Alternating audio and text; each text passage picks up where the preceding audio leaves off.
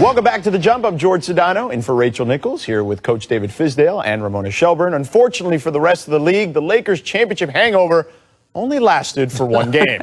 The champs had 2 blowout wins this weekend. They beat the Mavs by 23 on Christmas Day.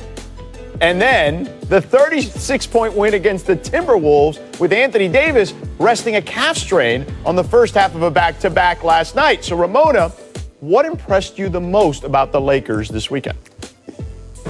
You know, I like their new guys. I like the way that Marc Gasol looked, especially last night. He just gives them such a different dimension to the way that they played last year. He's such a great passer. And one of the things that LeBron James always talks about is playing with high IQ players, right? That was why he bonded so well with Rajon Rondo last year.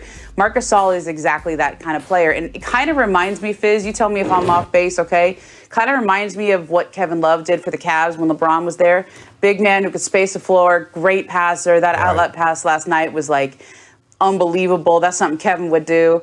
And it's just a dimension they didn't have last year that I think opens up a whole other side of their offense. Yeah, I agree with that. But I even think Marc is another level passer than even Kevin Love. Marc is, he sees the game how LeBron sees the game, but he does it from the center position. And that's what I think makes him so unique for their team. So even LeBron, as we try to watch to see if he's going to age at all, watch how many easy layups and dunks he gets, so his numbers won't look like he's aging at all, because Marc is going to be able to get him easy baskets. Schroeder is going to be able to get him easy baskets, and we got to see that over the course of these games. I think the other thing that really impressed me about them was how they played without AD, and I think that's something that, when I watch the Clippers without Kawhi, watching them without AD, that's going to be the tale of these teams, because somebody's always going to lose a stud.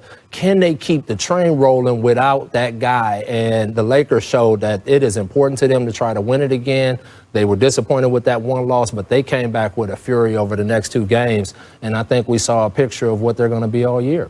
I mean, Marc Gasol in the high post, Fizz, you and I talked about this just last week. I mean, he is unstoppable from there. His vision, his court vision is great. He can play quarterback, honestly. He can fit the ball in such tight windows. There's no doubt about that. And, I'm glad you brought up the thing about LeBron. 7-foot quarterback. Yeah, for sure. Right. The thing about LeBron, there's this notion that, LeBron needs the ball in his hands and playing with another playmaker is a deterrent. On the contrary, if you look at LeBron's career, even when he was younger, when he had another playmaker around him to make life easier for him, he excelled. Whether it was Dwayne Wade, Kyrie Irving, you name it. There's a lot of guys there that move the ball to help him as well. He's obviously as unbelievable a passer as we've ever seen play the game. Him and Magic Johnson are in that conversation. But he certainly benefits from having those kind of guys. Yeah, and you look at Dwayne used to get him, length of court stuff when young LeBron wanted to outrun everybody. Now in the half court, Marc is going to be able to get them back cuts, little easy spin outs and things like that only a Marc Gasol or a Jokic type player can make. Those are the only kind of guys that can make those passes. And the way that Frank runs his offense, where he really gets the other guys to commit to moving without the ball, everything is with energy. Marc Gasol is going to make them so hard to beat as they move forward. Yeah, and it has unlocked Kyle Kuzma, as we've talked about. Ramona, Kuzma's played well with Marc Gasol out there on the floor. He just signed a new extension, and I think that this is it. Look, if he starts performing like we've seen here in the last game or two, then all of a sudden that thing looks like a steal, doesn't it? I mean, I thought the contract itself looked like a steal when it was 3 years, $40 million. I mean, I think he had visions of 60, 70 million, okay, when they were first talking. So for them to get him at that price, and it also takes away, I think, a lot of the drama around Kyle Kuzma, which was going to be a storyline and a sense of and a pressure for him and the Lakers all year long, because if they didn't do that extension, he was going to be eligible for restricted free agency. Obviously, there's always tension with him because he sees himself as a starter. Last night he got to start. Okay, he was the guy who went into the starting lineup, and I thought he looked great. He always plays great when he starts because he's got something to prove.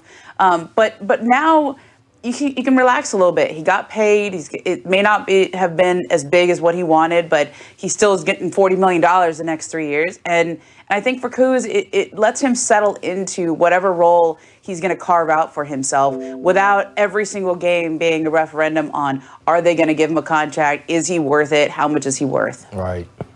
All right, another team that turned things around this weekend, the Warriors. Steph Curry led a late comeback over the Bulls with 13 points in the fourth. That set up a huge three from Damian Lee in the final seconds that we saw earlier. So, Coach, it's just one win, but does Curry's hot quarter change your opinion on the Warriors?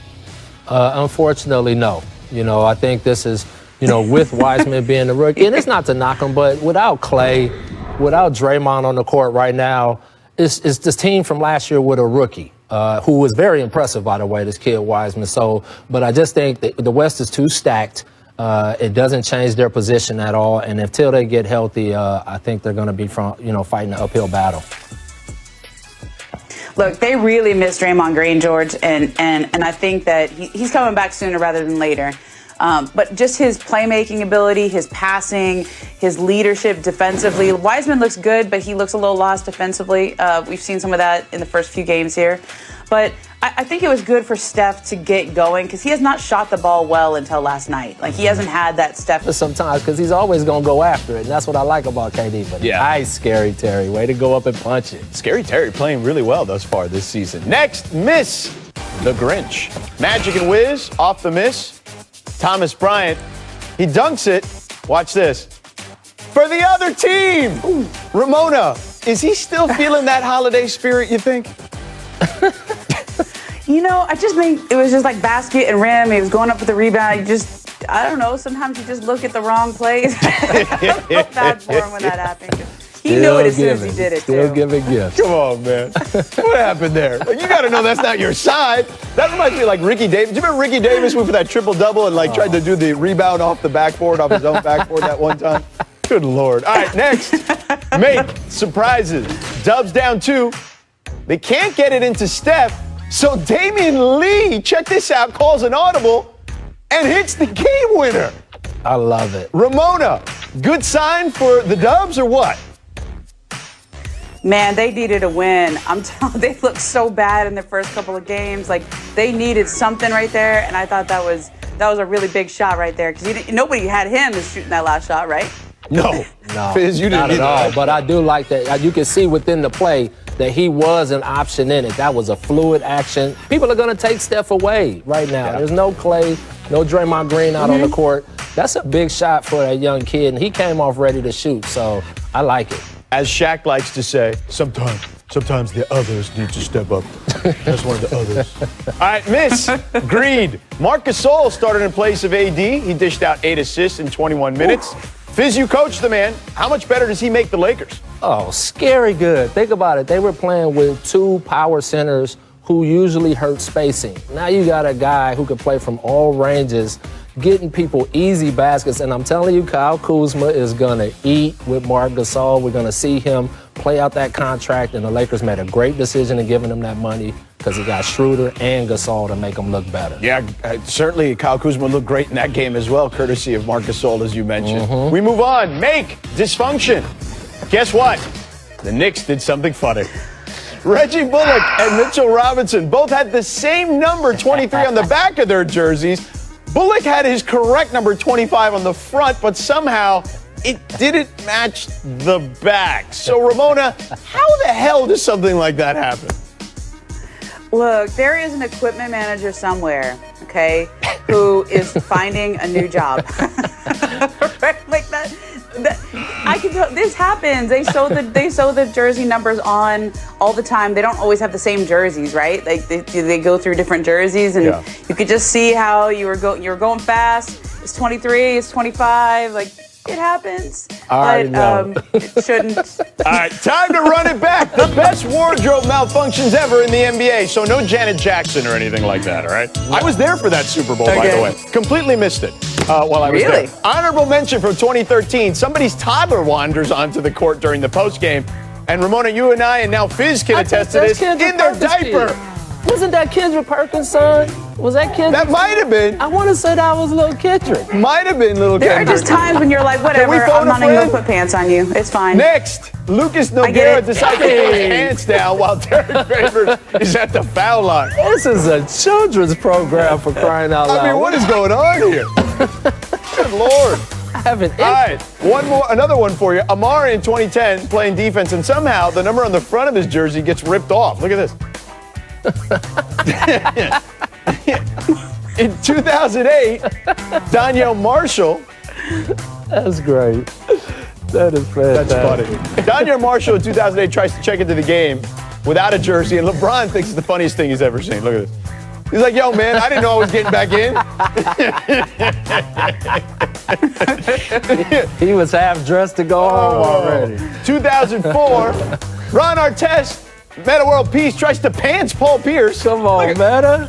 Hey, listen, you got to do what you got to do, Fizz. Listen, the truth was the deal, so he had to do anything he could to stop. Did he make the shot? Of course See he what I'm did. saying? Like, of course he did. The truth. And of course, someone you coach.